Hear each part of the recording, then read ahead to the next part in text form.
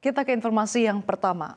Upaya pencarian dan penyelamatan terus dilakukan setelah sebuah jembatan besar di Baltimore, Maryland patah dan runtuh pada Selasa 26 Maret ketika sebuah kapal kontainer raksasa menabraknya, menyebabkan sejumlah kendaraan masuk ke dalam air.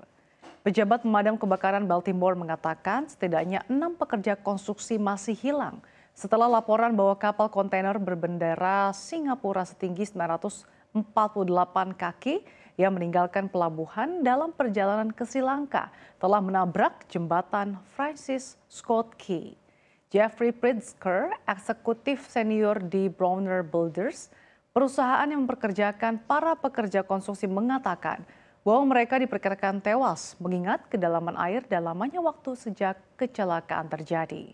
Para pejabat setempat mengatakan sebanyak 20 orang dan beberapa kendaraan terjatuh ke sungai dan menyatakan kejadian tersebut sebagai peristiwa yang menimbulkan korban massal.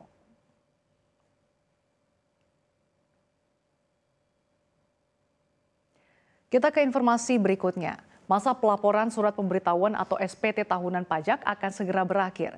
Periode laporan tahunan untuk wajib pajak orang pribadi akan berakhir pada 31 Maret 2024, sementara untuk wajib pajak badan akan berakhir pada 30 April 2024. Sebagaimana diketahui, pelaporan ini bersifat wajib. Pemerintah menyiapkan sanksi administrasi maupun sanksi penambahan jumlah pajak untuk mereka yang terlambat atau tidak melaporkan SPT. Untuk para wajib pajak yang belum tahu, ada sejumlah jenis harta yang harus dimasukkan dalam laporan tahunan ini. Di antaranya kas dan setara kas, piutang, investasi, alat transportasi, harta bergerak, dan harta tidak bergerak. Jika sampai akhir masa pelaporan para wajib pajak tidak melaporkan SPT tahunan, akan ada sanksi yang dikenakan pemerintah. Selain itu, bila SPT tahunan dilaporkan tidak benar dan tidak lengkap, akan berurusan dengan pengadilan di meja hijau, sebab sanksinya bisa pidana berupa pidana penjara paling singkat 6 bulan dan paling lama 6 tahun, serta akan dikenakan denda paling sedikit 2 kali jumlah pajak terutang yang tidak atau kurang bayar dan paling banyak 4 kali jumlah pajak terutang yang tidak atau kurang dibayar.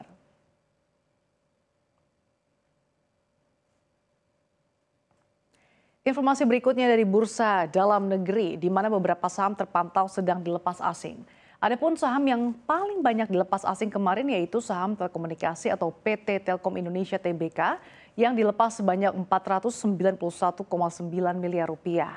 Telkom juga menjadi penekan terbesar IHSG di akhir perdagangan kemarin, yaitu mencapai 12,9 index point. Selain itu terpantau sudah ada 86 saham yang sudah berada di bawah level psikologis Rp50 per saham atau level gocap hingga akhir perdagangan Selasa kemarin.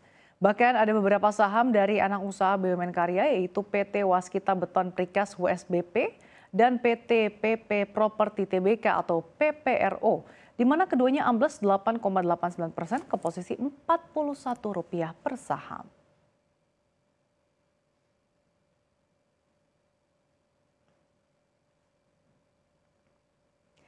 Kita ke informasi yang terakhir. Bagi Anda yang akan melakukan perjalanan mudik, Anda wajib mencatat terlebih dahulu tarif tol Jakarta-Malang saat libur Lebaran 2024 yang totalnya mencapai Rp900.000 sekali jalan.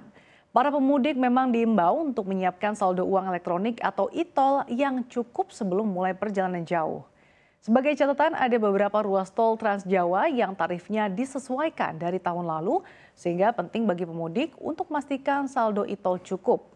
Untuk perjalanan dari tol Jakarta Cikampek, kemudian terus menggunakan tol Trans Jawa hingga Surabaya dan berakhir ke Malang, total ada 16 ruas tol yang dilewati. Sehingga biaya total tarif tol untuk golongan 1 Jakarta Malang full tol Trans Jawa mencapai Rp911.000 dalam sekali perjalanan. Berdasarkan hasil survei Kementerian Perhubungan, potensi pergerakan masyarakat secara nasional diprediksi mencapai 193,6 juta orang.